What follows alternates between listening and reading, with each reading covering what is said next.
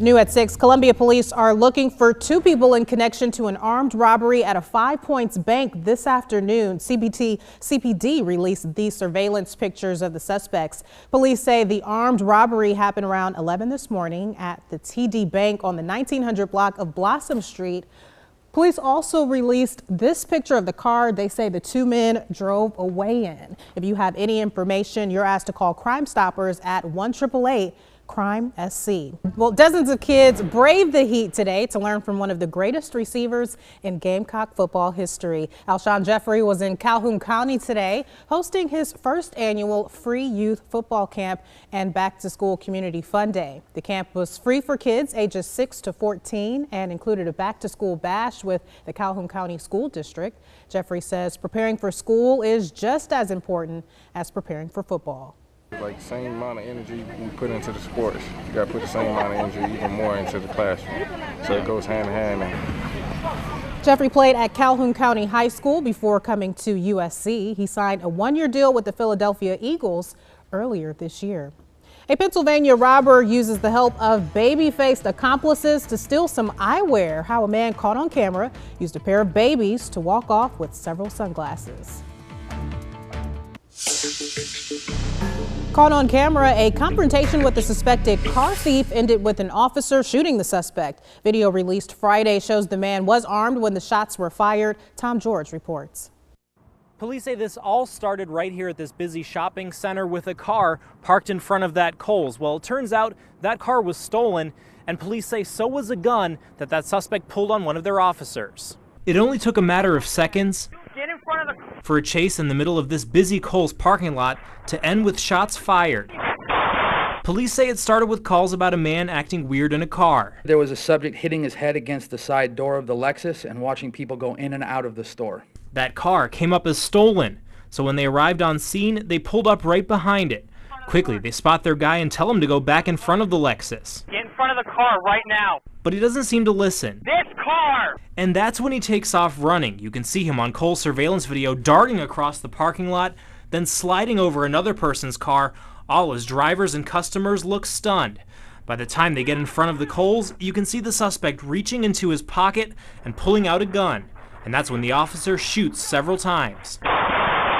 Luckily, police say that officer wasn't hurt, and neither were any customers on that busy day. It shows just how quick our officers have to think and be on their feet.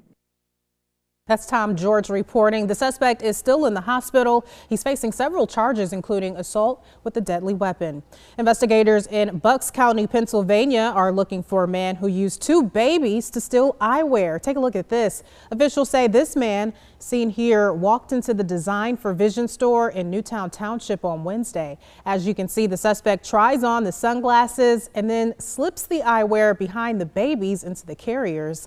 He stayed inside the store for about a half an hour and was able to make off with several pairs of shades worth around $1,000. Dozens of protesters crashed a news conference by the Minneapolis mayor, who was trying to announce the resignation of the police chief. It happened Friday night when Mayor Betsy Hodges took the podium and they shouted her down, eventually forcing her to leave that podium. The mayor had requested the Minneapolis police chief's resignation because the mayor said she lost confidence in the chief's ability to lead. There's been a great deal of public outrage in Minneapolis since the fatal shooting last weekend of an Australian woman by an officer. This protest was led by a friend of Philando Castile, the man who was shot and killed by a St. Anthony police officer last summer. The protesters demanded that the mayor quit. Future of policing in Minneapolis. I hear and understand people's objections to what's been happening. This is a difficult week for our entire city.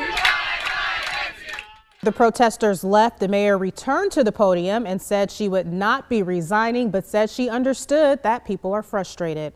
A California man is being called a hero after surveillance video catches him taking down an armed robber at a Starbucks. A look at the man's brazen actions caught on camera when we return. Top headlines this evening. John Hurd, who played the father in 2 Home Alone films, has passed away. Officials say Hurd died Friday at the age of 72. Hurd was also nominated for an Emmy for his role in the HBO series The Sopranos. Hurd leaves behind 3 children. Longtime Washington news anchor Jim Vance has died at the age of 75. WRC TV president and general manager Jackie Bradford confirmed in a statement that Vance died this morning. Bradford says Vance's smooth voice, brilliant mind, and unforgettable laugh leaves each of us with a tremendous void. Vance told viewers earlier this year that he was undergoing treatment for cancer. A Starbucks customer quietly enjoying his coffee quickly sprang into action to stop a would-be robber, and surveillance cameras were rolling the whole time. Patrick Nelson reports. This is 58-year-old Craig Jerry enjoying his Starbucks order and working on an iPad at 5:30 Thursday evening at the Starbucks store on Golden State near Herndon and Highway 99 in Fresno. Suddenly, a man holding a yellow bag wearing an Optimus Prime Transformers mask flashes by and heads to the register. Jerry watches as the man threatens the clerk with a fake gun and eventually a buck knife, demanding money. Police investigators say the man in the mask is 30-year-old Ryan Michael Flores. And what Flores doesn't realize is Craig Jerry has made up his mind. With a chair in hand, he plans to stop the robbery attempt. Jerry hits Flores from behind and a fight ensues. Investigators say Jerry was stabbed in the neck during the struggle, but managed to wrestle away the knife and stab Flores several times.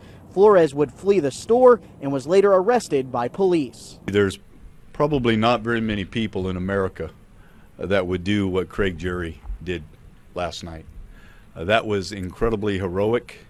And it is the way that I would think most people would think that they would respond, but may not have the courage to respond. Police leaders say Craig Jerry did need 6 staples in his neck to mend the stab wound he suffered, but he is resting and is expected to make a full recovery.